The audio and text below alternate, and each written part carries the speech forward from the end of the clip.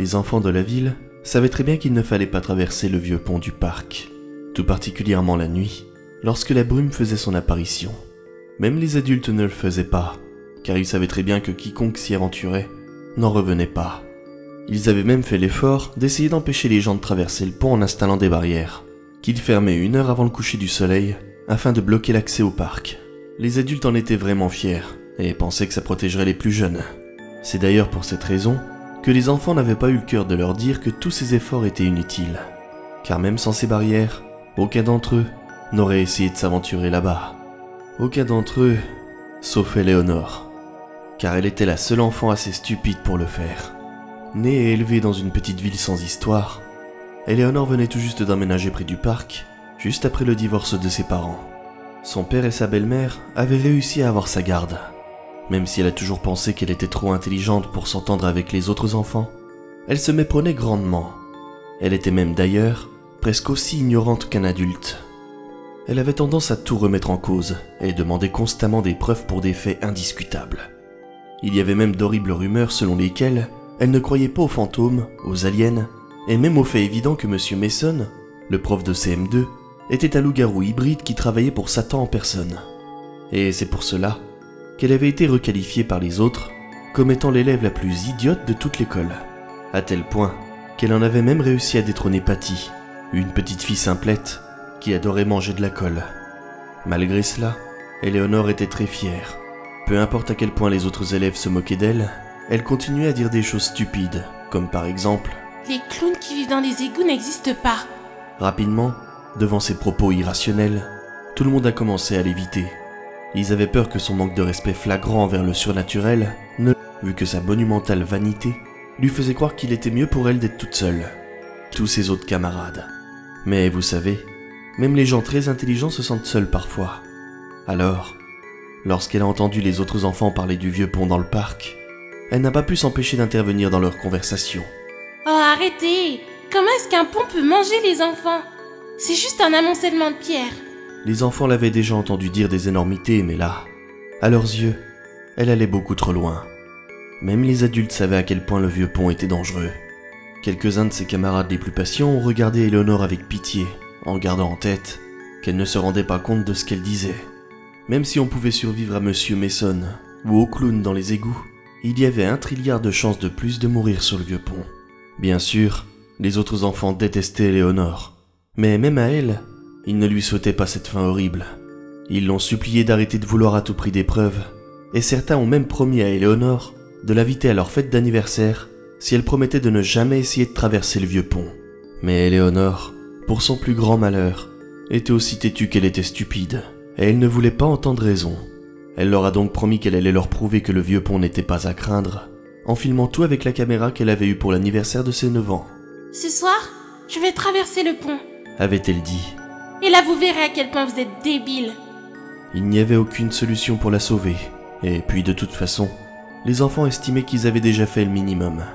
Malgré tout, les adorables et généreux enfants de la ville ont décidé qu'ils seraient gentils avec Éléonore pour son dernier jour. Ils n'ont donc pas essayé de voler son dessert pendant le déjeuner, et ne lui ont même pas jeté de verre d'eau à la figure pendant la récréation. Mais Éléonore, fidèle à elle-même, n'a d'ailleurs même pas apprécié les efforts de ses camarades. À la nuit tombée, plus décidée que jamais, Éléonore est sortie discrètement de chez elle, a empoigné son vélo pour rouler jusqu'au parc, et est passée avec difficulté de l'autre côté des barrières. La nuit était particulièrement brumeuse, et ça lui a pris un temps fou pour arriver jusqu'au pont. Apparemment, les barrières n'étaient pas les seules précautions que les adultes avaient prises pour empêcher l'accès au vieux pont, car ils avaient fait en sorte que le seul moyen de le rejoindre était de passer par un chemin escarpé à travers les bois. Elle remarqua rapidement que tout était silencieux autour d'elle. Pas un hibou ululait, pas un criquet stridulait, seul le son du vent résonnait. Toute personne raisonnable aurait reconnu ce silence comme étant un mauvais présage, celui d'une horrible tragédie à venir par exemple. Mais ce n'était pas le cas de la jeune fille, qui ne croyait d'ailleurs même pas en l'existence des vampires lunaires. Armée uniquement de sa confiance en soi à toute épreuve et d'une lampe torche, Éléonore marchait donc vers sa propre perte. Au moment où elle est arrivée au vieux pont, il était presque 22h45, une heure qui était connue dans la ville comme étant l'une des plus sinistres. Et évidemment c'était vrai, sinon pourquoi est-ce que les adultes demanderaient aux enfants d'être couchés à cette heure-là? Éléonore, elle, a préféré ignorer l'heure et a allumé sa caméra. Tout en fixant l'objectif, elle a souri avec enthousiasme et a dit bonjour à ses petits camarades. Elle ressemblait presque aux autres enfants, jusqu'à ce qu'elle commence sa petite crise habituelle, expliquant à quel point tout le monde était stupide et qu'elle avait vraiment hâte de voir leur tête une fois qu'elle leur aura prouvé qu'ils avaient tous tort. Elle semblait tellement imbu de sa personne que Dieu lui-même, s'il avait eu un peu de temps à perdre, aurait sûrement voulu la foudroyer sur place. Elle a alors levé un pied pour le poser sur le pont, mais a hésité un instant, comme si pendant l'espace d'une seconde, la folie qui embrouillait son esprit s'était dissipée. Après tout, il n'était pas trop tard pour faire demi-tour. Si elle abandonnait maintenant, les autres enfants ne se moqueraient d'elle que pendant quelques semaines. Et en bonus, elle échapperait sûrement à une horrible mort. Après 12 insoutenables et longues secondes de réflexion pour un esprit aussi limité que celui d'Éléonore, elle posa son pied sur une des briques froides du pont. Voyant qu'elle n'avait pas immédiatement explosé en un millier de confettis, et qu'elle n'était pas non plus blessée, elle s'est mise à sauter dans tous les sens, et à se vanter en regardant la caméra. Elle continuait à avancer, et à répéter à quel point elle était intelligente. Et il lui a fallu 5 longues minutes avant qu'elle ne se rende compte que quelque chose n'allait pas. Ce pont a l'air vraiment très long. S'était-elle dit à elle-même, en pensant avoir mal calculé la largeur de la rivière. Éléonore a alors regardé par-dessus le parapet, mais ne vit rien en dessous d'elle.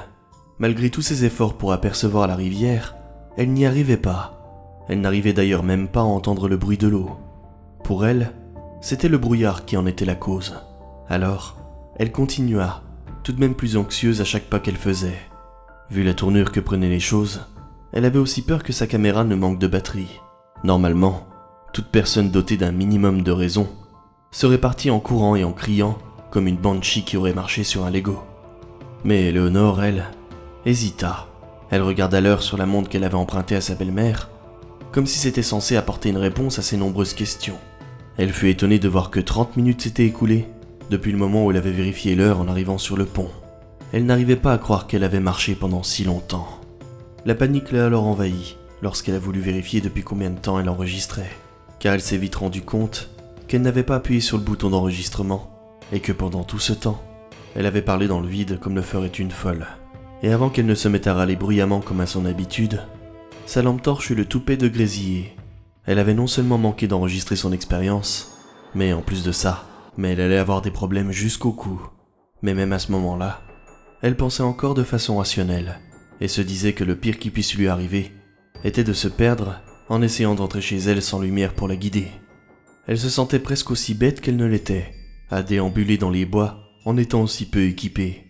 Elle fit alors demi-tour, en se disant qu'elle reviendrait une autre nuit.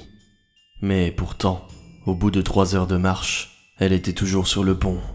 Éléonore, sainte patronne de je ne crois qu'à ce que je vois, ignora alors la preuve évidente qu'elle avait sous les yeux en regardant la montre de sa belle-mère, qui indiquait presque 2 heures du matin.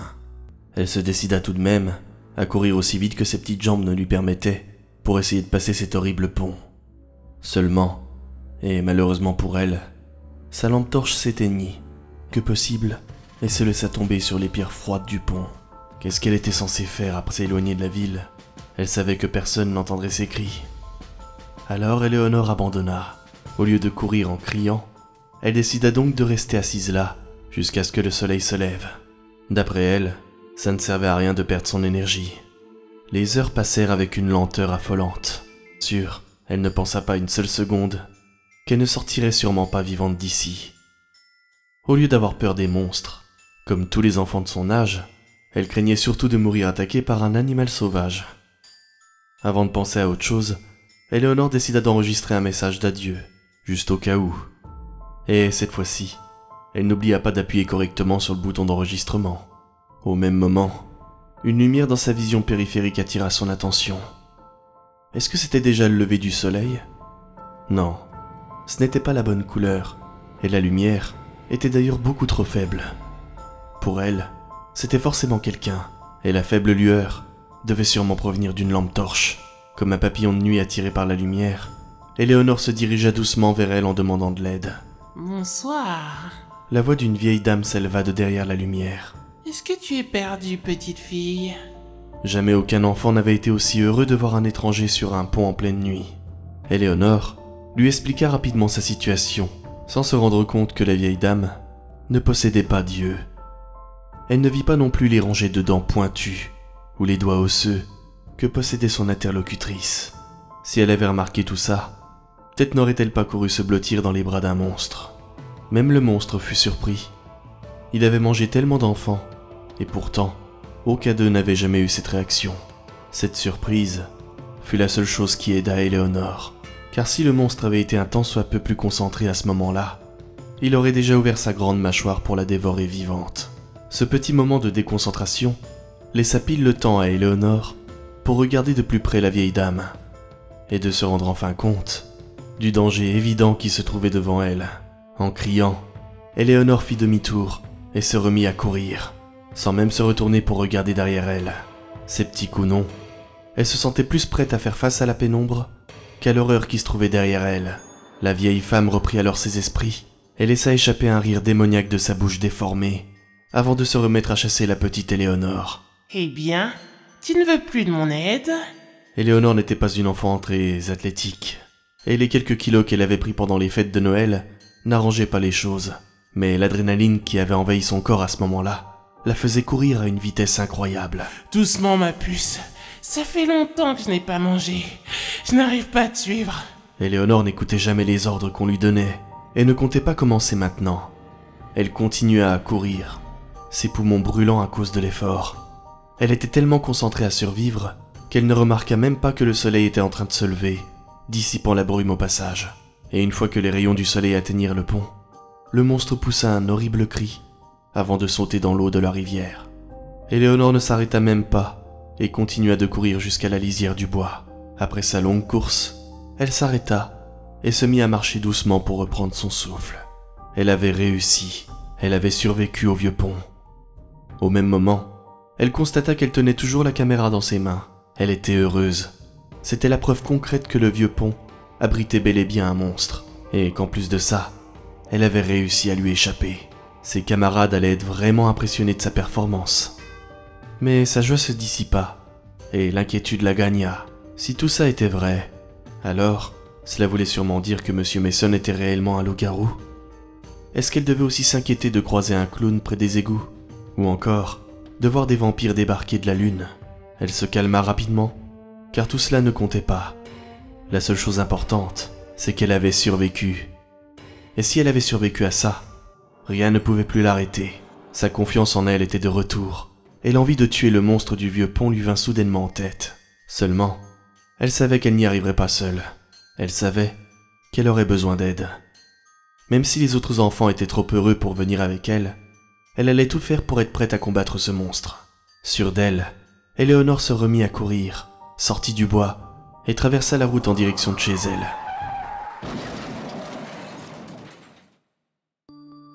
Le camion qui venait d'aplatir Éléonore était sorti de nulle part, et elle n'eut même pas le temps de savoir ce qui allait lui arriver. La formidable et intrigante Éléonore, juste après avoir survécu au légendaire vieux pont du parc, venait de mourir bêtement et sans préavis. Pas à cause du monstre qui hantait le pont, non, mais uniquement parce qu'elle était trop stupide pour regarder à droite et à gauche avant de traverser une route.